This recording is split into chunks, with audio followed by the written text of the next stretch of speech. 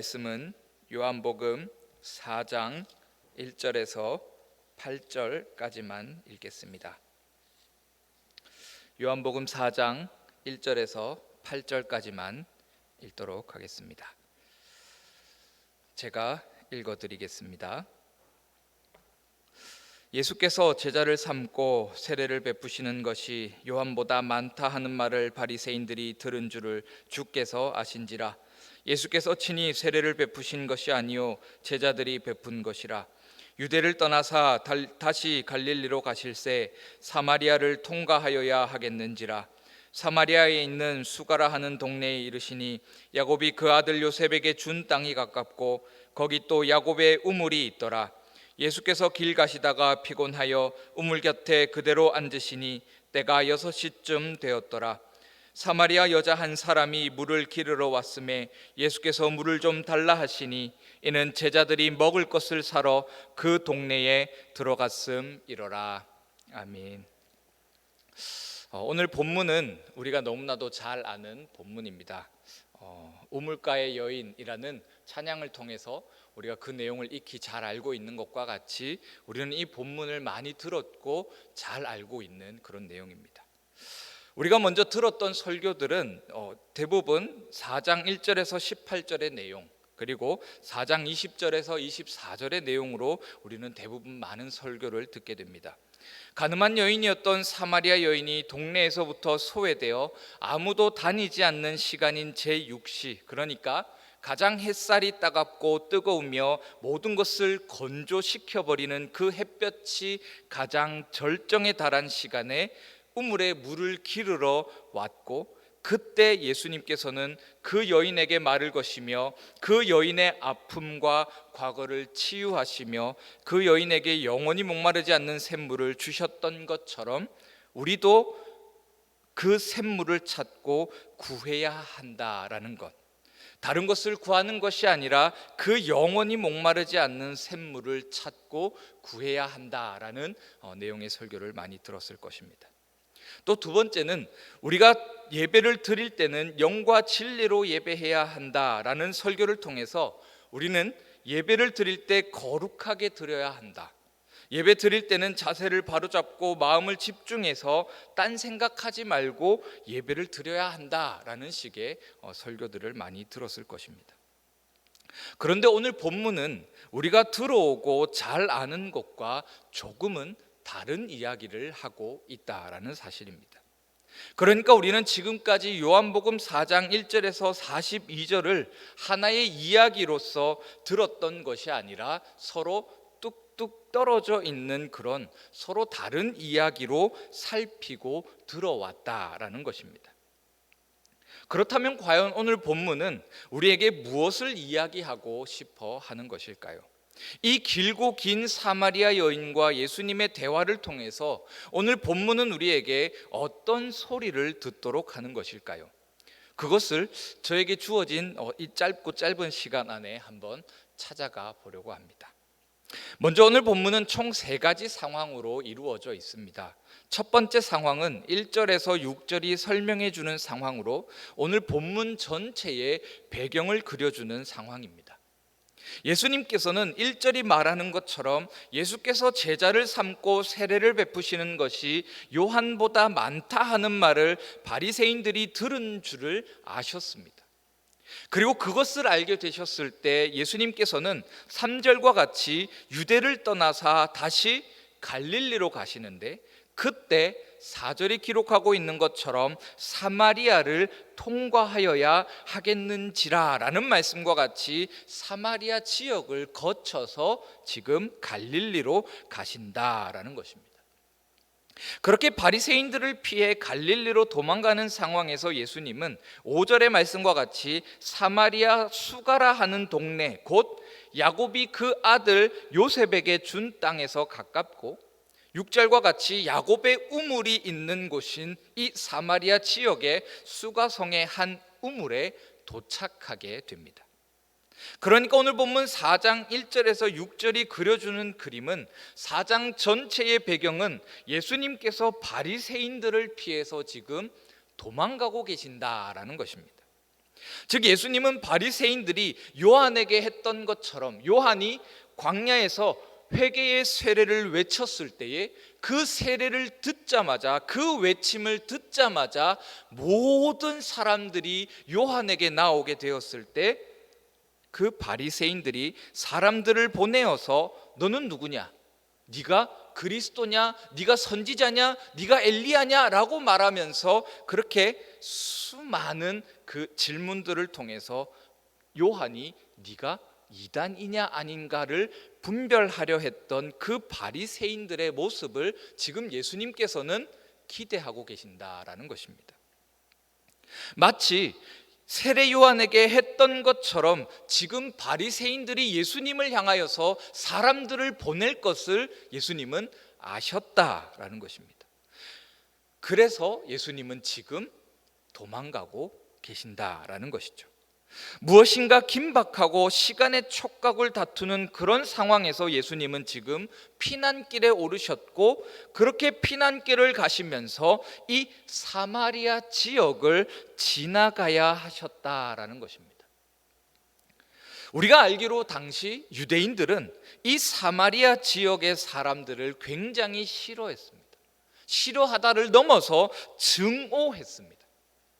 그래서 우리가 알기로 이 유대인들은 갈릴리로 가게 될 때에, 예루살렘에서 갈릴리로 가게 될 때에, 혹은 갈릴리에서 예루살렘으로 오게 될 때에 이 사마리아 지역을 지나서 우회해서 갔다라고 우리는 알고 있습니다. 하지만 요세푸스라는 역사가는 이렇게 기록합니다. 사마리아는 지금 로마의 지배 아래 있으며 빠른 여행을 위해서는 그 경로를 택하는 것이 필수적이었고, 그렇게 갈 경우 갈릴리에서 3일 만에 예루살렘에 도착할 수 있다라고 말합니다. 그리고 거룩한 도성으로 가는 길에 사마리아 영토를 통과하는 것은 갈릴리의 유대인들에게는 명절 때에 관습으로 여겨지던 경로였다라고 말하면서 지금 예수님께서 이 사마리아 지역을 지나가는 그림을 굉장히 정상적이고 굉장히 긴급하고 시간의 촉각을 다투는 그 상황에 아주 적절한 경로였다라고 말해주고 있습니다.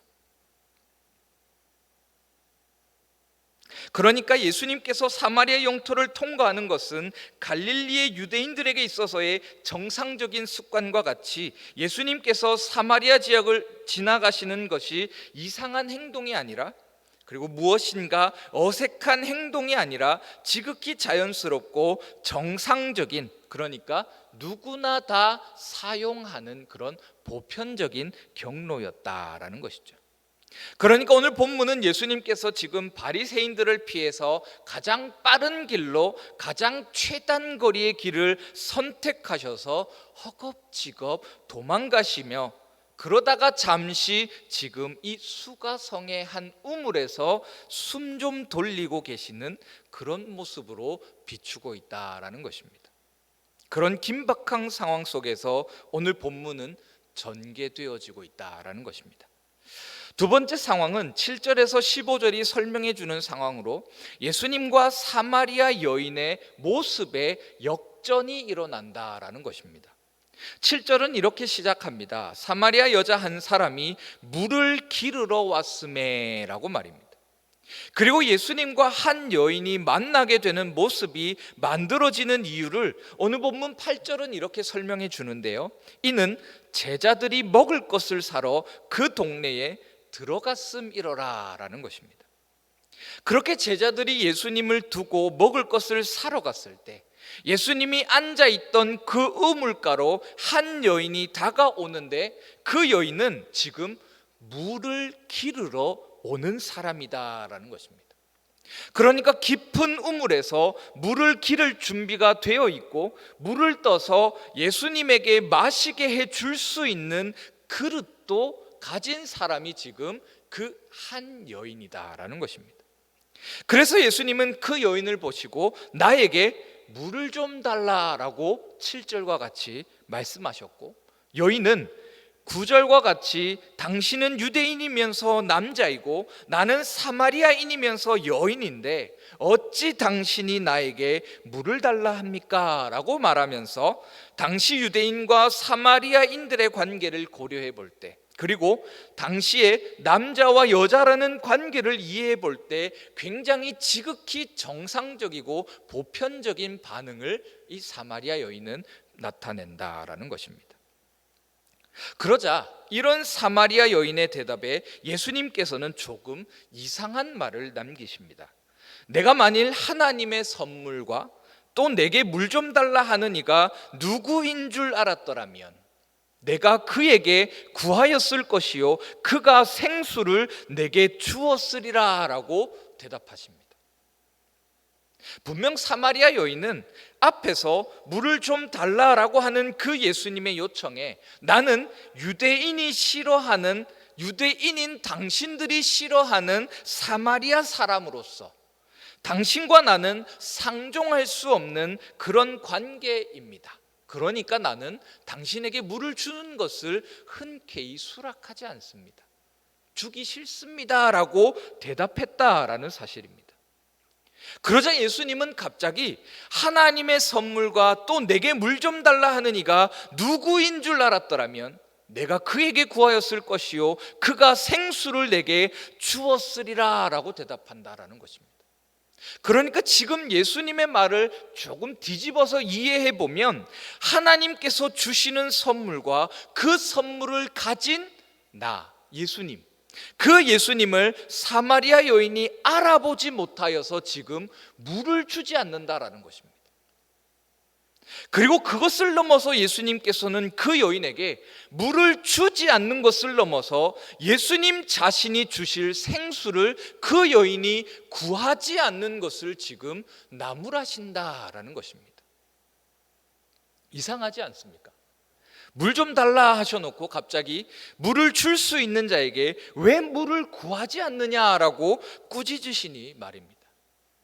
그러자 여인은 이렇게 대답합니다. 아니, 당신을 보니 이 깊은 우물에서 물을 길어 올릴 줄도 없고 그릇도 없는데 어떻게 당신이 나에게 생수를 줍니까? 라고 11절과 같이 여인은 대답합니다.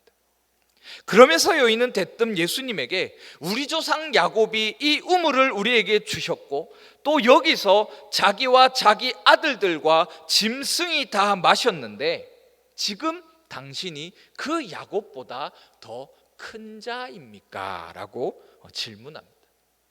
그러니까 지금 사마리아 여인은 이렇게 대답하는 겁니다. 아니, 당신을 보니까 아무것도 없는 놈이 갑자기 나타나서는 대뜸 물 달라고 하더니 이제는 물을 구하지 않는다라고 뭐라 하니 당신이 이 물을 준 야곱보다 그렇게 능력이 많고 그렇게 뛰어나며 그렇게 위대한 사람입니까? 라고 지금 여인은 예수님을 향해서 질문한다라는 것입니다. 그때 예수님은 대답하십니다. 예수께서 대답하여 이르시되 이 물을 마시는 자마다 다시 목마르려니와 내가 주는 물을 마시는 자는 영원히 목마르지 아니하리니 내가 주는 물은 그 속에서 영생하도록 솟아나는 샘물이 되리라 라고 13절에서 14절과 같이 대답하십니다. 그러자 여자의 반응이 바뀝니다. 주여, 그런 물을 내게 주사 목마르지도 않고 또 여기 물 기르러 오지도 않게 하옵소서라고 말입니다. 그러면서 오늘 본문은 예수님과 물을 기르러 온 여자, 물을 기를 줄과 그릇이 있는 여자와 물을 기를 줄도 그릇도 없는 예수님의 모습을 대조시키면서 두 번째 상황의 끝자락인 15절에 이르러서는 아무것도 없는 예수님과 물을 기를 준비가 되어 있던 여자의 입장이 지금 뒤바뀌는 역전을 보여주고 있다라는 것입니다. 물을 떠서 먹일 수 있는 사람이었던 사마리아 여인과 물을 떠서 마실 수 없었던 그 예수님이 15절에 이르러서는 속에서 영생하도록 솟아나는 샘물을 주는 분과 계속해서 샘물을 갈망하며 마셔야 하는 그 빈 우물의 대조로 바뀌고 있다라는 것입니다. 이것이 바로 두 번째 상황이 보여주는 모습입니다. 그리고 이 모습은 야곱의 우물이 가지는 의미에 의해서 우리에게 새롭게 조명되고 오늘 본문을 바라보는 시선을 바꾸어 준다라는 사실입니다. 야곱의 우물의 의미를 살펴보자면 먼저 구약 성경에서 우물은 굉장한 만남이 이루어지는 장소를 의미합니다. 아브라함의 종이 이삭의 아내를 만났던 곳, 그곳이 어디입니까? 바로 우물가라는 것입니다. 야곱이 라헬을 만난 곳도 우물가였고, 모세가 애굽에서 도망하여서 아내가 될 십보라를 만난 곳도 바로 이 우물가였다라는 것입니다. 이처럼 두 번째 상황이 보여주는 모습은 지금 예수님께서 우물가에서 누군가를 만나시는 그 모습이 예수님께서 신부를 맞이하게 되는 모습을 상상하도록 한다라는 것입니다. 그런데 우리가 살폈던 것처럼 오늘 본문을 보면 두 번째 상황에서 비추어지는 여인의 모습은 지금 신부로서는 합당하지 않은 사람의 모습입니다. 그러니까 이 모습은 너무나도 아이러니한 그 모습을 담아내고 있습니다. 다음으로는 야곱이 가지는 의미입니다. 오늘 본문은 야곱을 굉장히 중요하게 부각시킵니다. 예수님께서 수가성에 도착하셨을 때 그 수가성에 대한 소개가 무엇입니까? 야곱이 요셉에게 준 땅이 가깝고 야곱의 우물이 있던 곳이다 라고 야곱을 강조합니다. 그리고 심지어 예수님이 만난 그 사마리아 여인도 예수님을 향하여서 당신이 야곱보다 큰 자입니까? 라고 말하면서 야곱을 굉장히 반복하면서 언급하고 있다라는 사실입니다. 그러면서 오늘 본문은 야곱의 의미를 통해서 오늘 두 번째 상황이 보여주는 그림의 나머지 한 조각을 맞추도록 합니다. 우리가 앞에서 살폈던 것처럼 예수님께서는 요한복음 1장 51절에서 나다나엘에게 나타나셔서 야곱이 보았던 환상을 실제적으로 네가 보게 될 것이다 라고 말씀하셨습니다. 그리고 우리는 이 장면을 떠올리게 됩니다.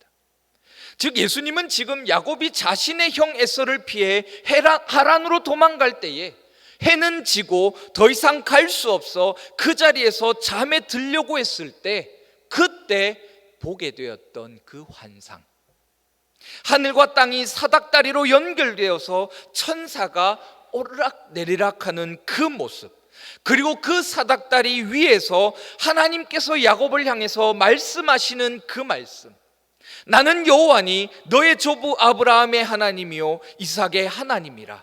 내가 누워있는 땅을 내가 너와 내 자손에게 주리니 내 자손이 땅의 티끌같이 되어 내가 서쪽과 동쪽과 북쪽과 남쪽으로 퍼져나갈지며 땅의 모든 족속이 너와 내 자손으로 말미암아 복을 받으리라.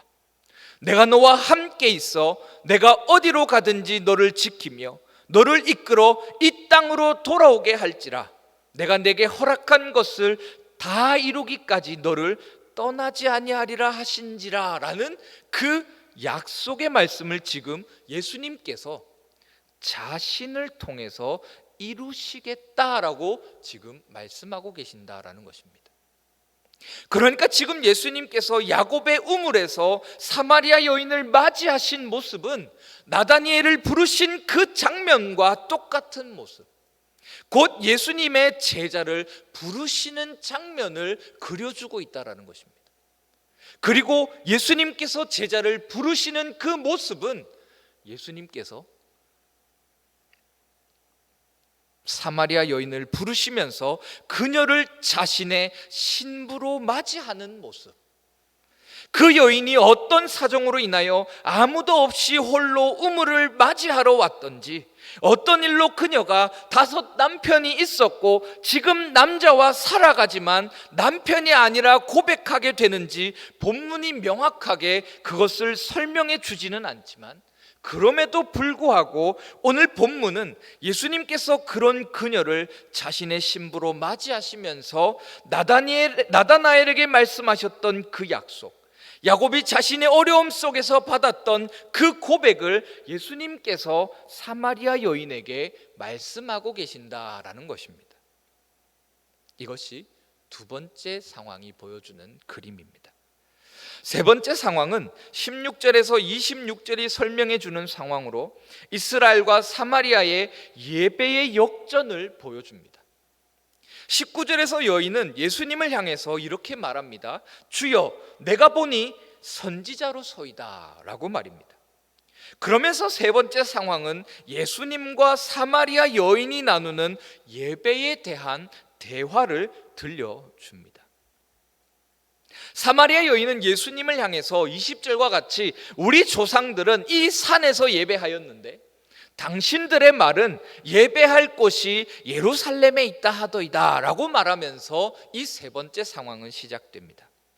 그리고 그런 여인의 말에 예수님께서는 21절에서 24절과 같이 대답하시는데 이렇게 대답하십니다.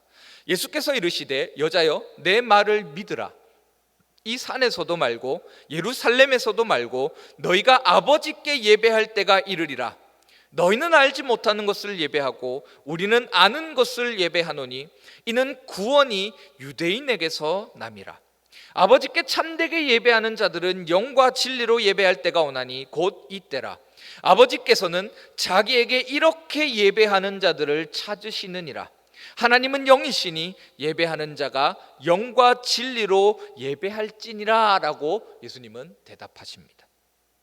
그러자 사마리아 여인은 묻습니다. 여자가 이르되 메시아 곧 그리스도라 하는 이가 오실 줄을 내가 아오니 그가 오시면 모든 것을 우리에게 알려주시리이다 라고 말합니다. 그리고 예수님은 그의 질문에, 그의 말에 예수께서 이르시되 내게 말하는 내가 그라 하시니라 라고 26절은 대답합니다. 그러면서 우리는 왜 갑자기 예수님과 사마리아 여인은 예배에 대해 대화를 나누는가라는 궁금증을 가지게 됩니다.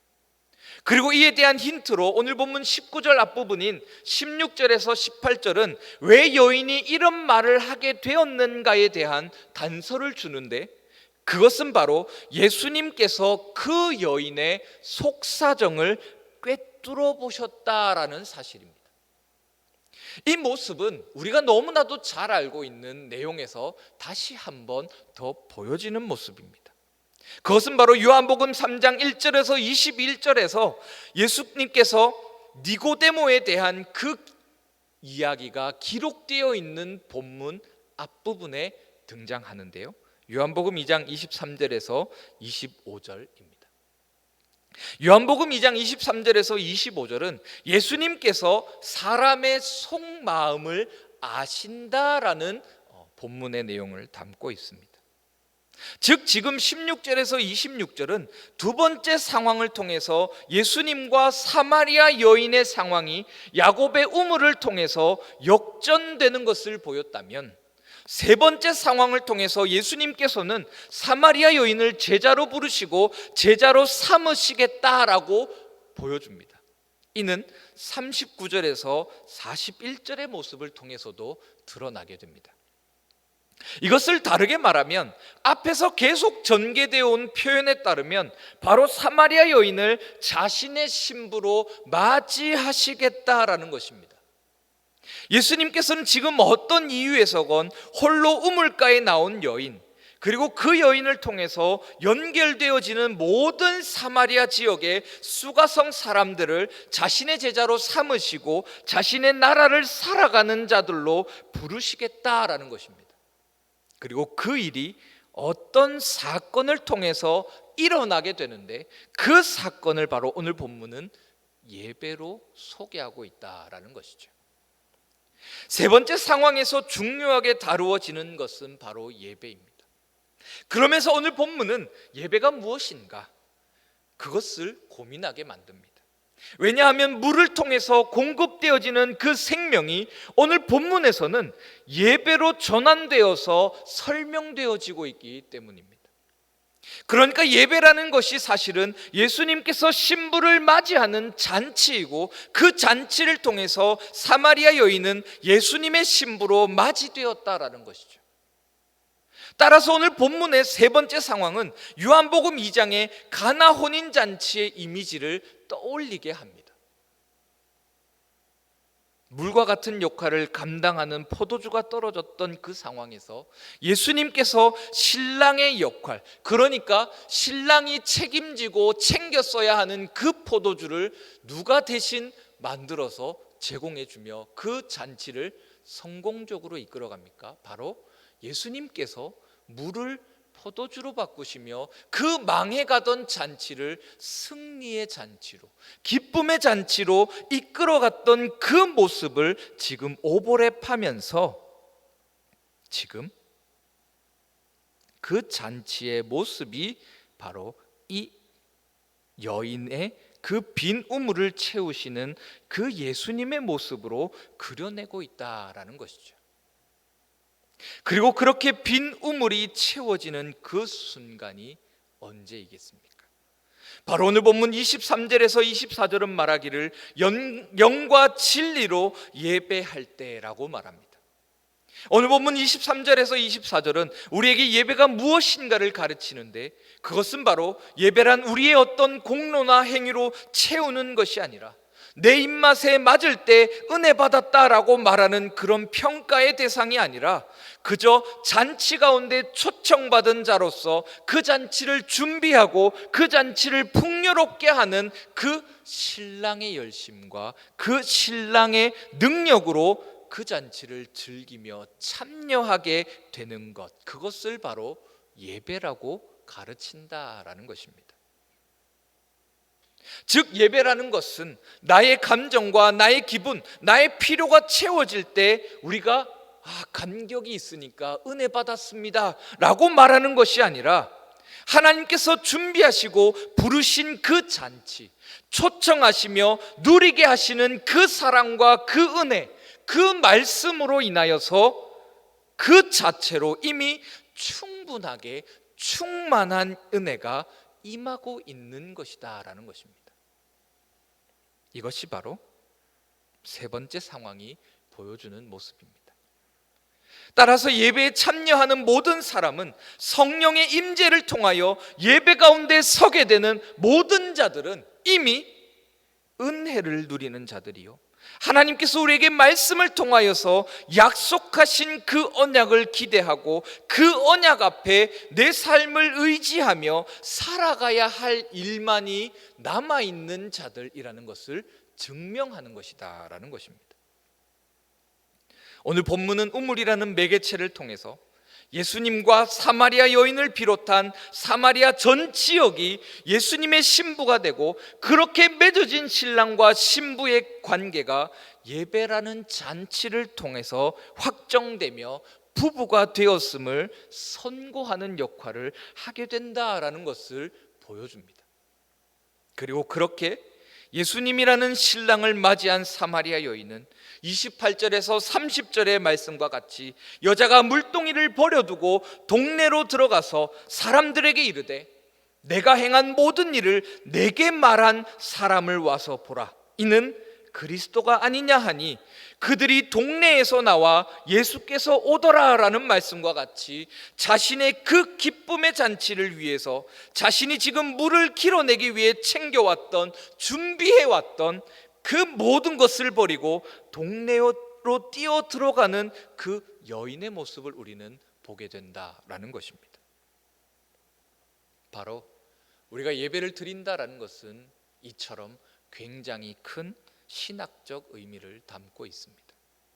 오늘 본문이 보여주는 것처럼 예배라는 것은 예수님과 우리가 부부의 관계, 그러니까 신랑과 신부의 관계를 확정짓는 그 결혼잔치의 이미지입니다.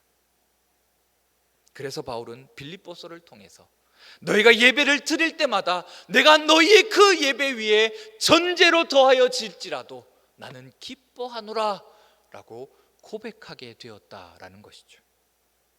그러면서 바울은 그 빌립보 교회를 향하여서 너희도 기뻐하고 바울과 같이 나와 같이 함께 기뻐하라라고 명령했다라는 것입니다.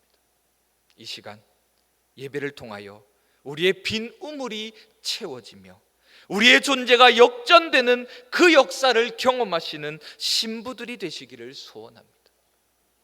아니요, 우리가 이미 신부되었음을 날마다 예배를 드리실 때마다 확정지으시고 확신하시고 그 확신 가운데 기쁨을 누리시는 역사가 있으시기를 축원합니다. 기도하겠습니다.